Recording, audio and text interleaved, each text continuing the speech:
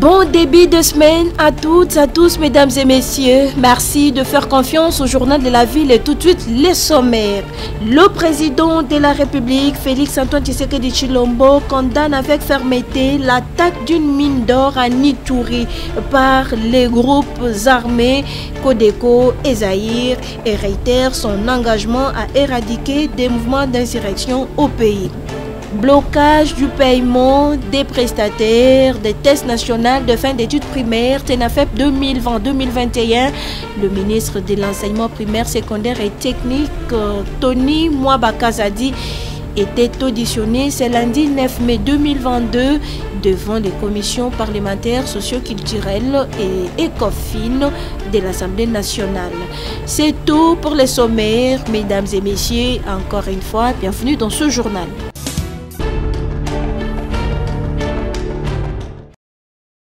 Élection de gouverneurs et vice-gouverneurs des différentes provinces concernées. Aucun jeune aligné par l'Union des jeunes congolais pour les changements dans le cadre de son projet Tufaulu Pamoja, entendez réussissons ensemble, n'est pas sorti, chose que dénonce le coordonnateur de l'UJCC, Totoro Mukenge, au cours d'une déclaration tenue ce lundi 9 mai 2022 à Kinshasa.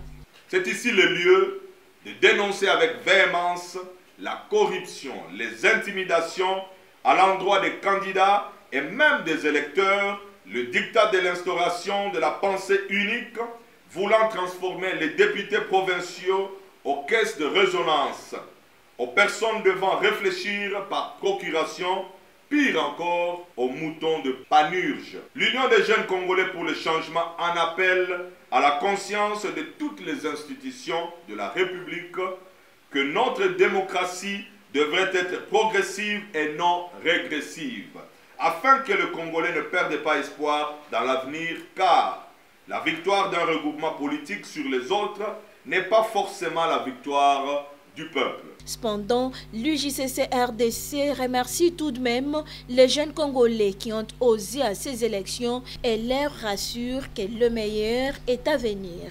Tout compte fait, l'UJCC félicite et encourage les jeunes candidats au poste de gouverneur. L'histoire de la République retiendra qu'ils étaient à la hauteur de leurs ambitions et qu'ils ont peut-être perdu une bataille, mais pas la guerre. C'est pourquoi nous invitons la jeunesse congolaise à plus d'implication dans tout ce qui doit devenir son avenir, car il est dit, ce qui est fait pour nous sans nous est fait contre nous. L'Union des jeunes congolais pour les changements appelle par ailleurs la jeunesse congolaise à soutenir sa note de plaidoyer sur les réformes de la loi électorale déposée au Parlement congolais.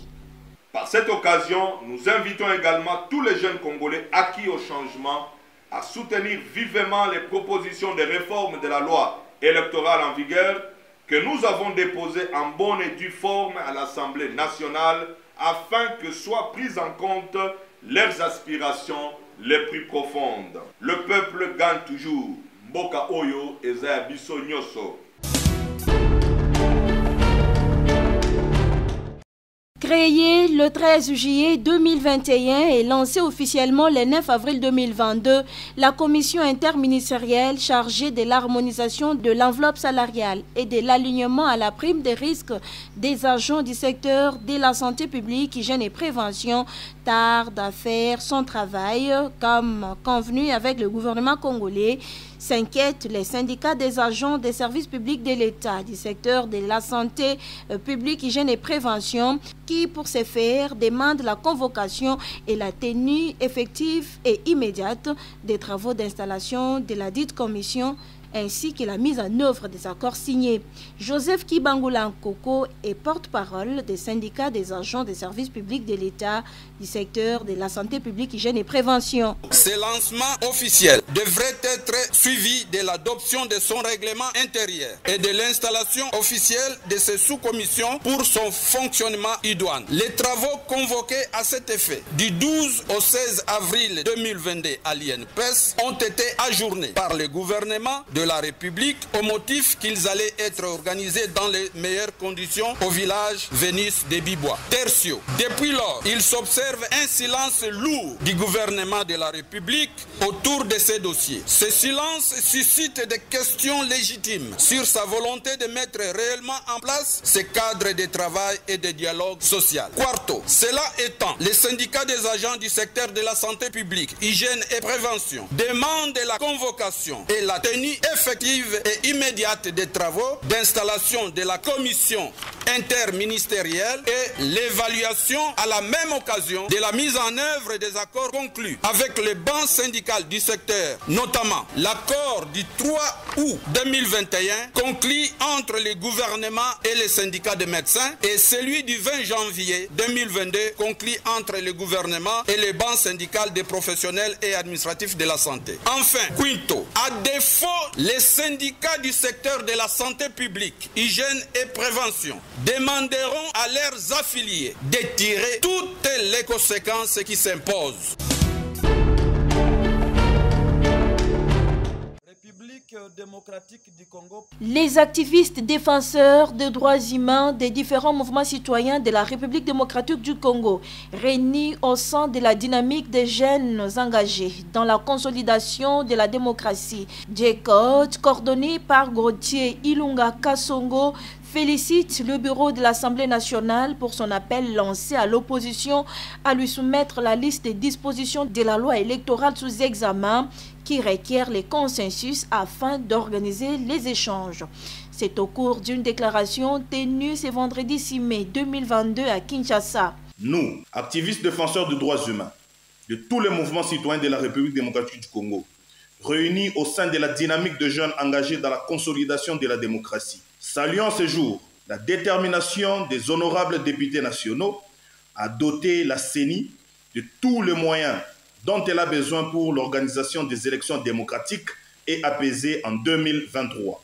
Félicitons pour ce faire le bureau de l'Assemblée nationale pour son appel lancé à l'opposition à lui soumettre la liste des dispositions de la loi électorale sous examen qui requiert le consensus afin d'organiser les échanges. Encourageons l'honorable Mbosso, président de l'Assemblée nationale, dans la voie de la sagesse qui consiste à accepter les contributions de toutes les forces vives de la République démocratique du Congo aux échanges parlementaires sur la loi électorale. La JCODE, qui se dit contre le dialogue des partages du pouvoir, désapprouve toute tentative visant à instrumentaliser la population pour des fins politiques.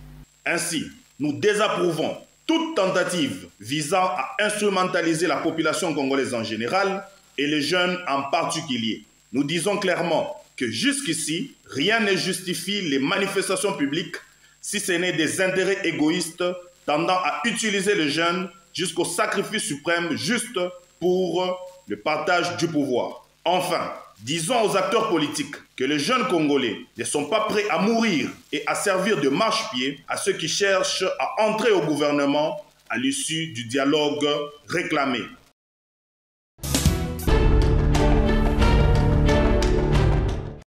La gestion des déchets dans la ville-province de Kinshasa continue à poser problème, s'inquiète l'environnementaliste Jean Mangalibi, coordonnateur de l'association Amis de la Nature et du Jardin. Notre très cher et beau pays, nous avons foi que les choses vont réellement aller. Nous croyons réellement et que nous travaillons par rapport à ça. En regardant les slogans Kinbopeto, parce que moi j'appelle ça dès le début, j'avais appelé ça slogan. Parce qu'il y a, à la lumière des choses aujourd'hui, c'est un peu forme. On va se rendre compte qu'Kinbopeto, c'est juste un groupe de gens qui sont en train de faire leur business. Ce n'est pas moi quelque chose qu'on veut mettre dans le cœur de la population. Ce qu'on veut aujourd'hui au niveau de l'hôpital de Kitambo, ça montre, dernièrement je suis passé sur la place Wenge, ici à Gombe, à côté du bureau de Miss Propre, parce qu'aujourd'hui, je crois que c'est Miss Propre qui a le monopole de gérer les ordures au niveau de la ville-province de Kinshasa, plutôt de la commune de la Gombe. Et quand on voit l'endroit dans quel état ça se trouve, on se dit qu'il y a un problème. On est sur l'avenue Pombo, vous allez voir que même la route ici, si on l'a déviée, parce que M. Ngobila a donné une autorisation à l'une des zones GD qui sont dans la salubrité. Or, c'est un contrat normalement très clair pour dire que tout le monde pouvait délocaliser, mais pour l'intérêt général, on va privilégier l'intérêt privé. Vous allez voir que si on est en train de privilégier les bouteilles en plastique, parce qu'on sait qu'avec les bouteilles en plastique, on s'est fait de l'argent. Mais les autres ordures, ce n'est pas leur souci.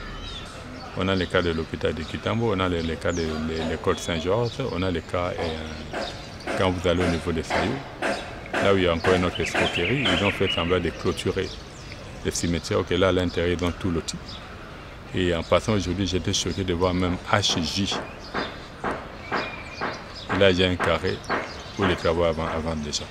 Jean Mangalibi espère que les choses peuvent changer avec l'arrivée de Gérard Moulumba du GECOCO comme vice-gouverneur de la ville, province de Kinshasa.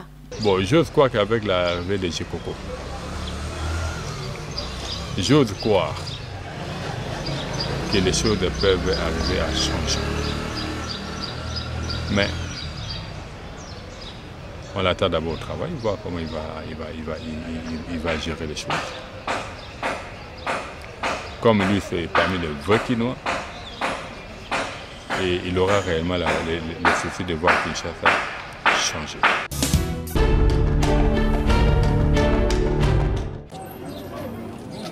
La devise du gouverneur de la ville-province de Kinshasa, Kinbo Peto, n'a pas encore atteint d'autres coins de la ville.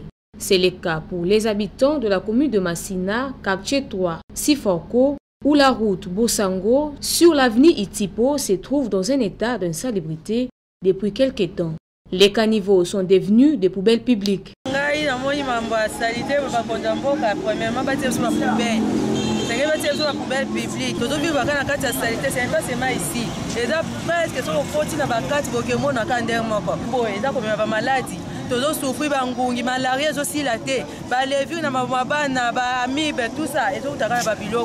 D'autres par ailleurs disent que c'est la population elle-même qui s'expose à plusieurs maladies suite au manque d'entretien de l'environnement. De l'autre côté, c'est le manque de suivi des autorités.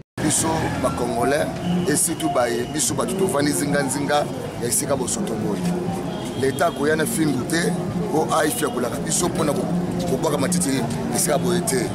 conscience na biso esala toyeba ke matiti eza na place batumbaka yango avant l'État ya. Donc il faut biso moko toyeba po ngungi tanga azoswa biso awa aswaka l'État te azoswa biso batutoza nzinga. Certes, les autorités peuvent les secourir, mais si la population ne prend pas conscience de leurs responsabilités vis-à-vis de leur propre environnement, ça sera encore pire dans les temps à venir.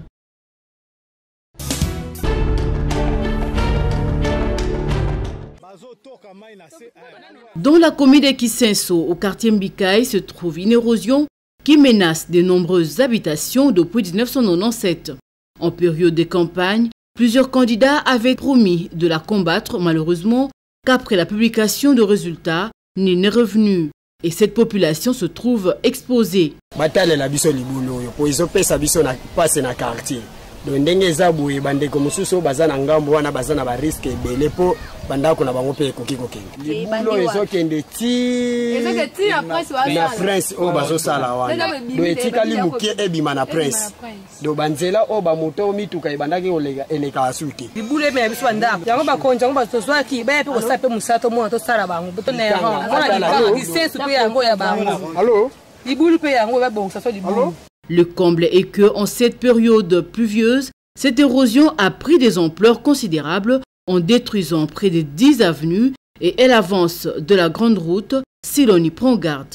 Raison pour laquelle les occupants de ces quartiers lancent un SOS à l'endroit des autorités au risque de perdre tout ce quartier.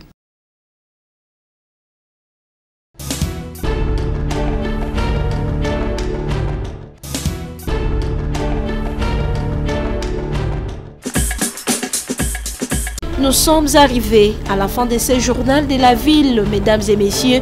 Merci de l'avoir suivi. Le prochain rendez-vous est fixé pour ce mardi avec le même plaisir.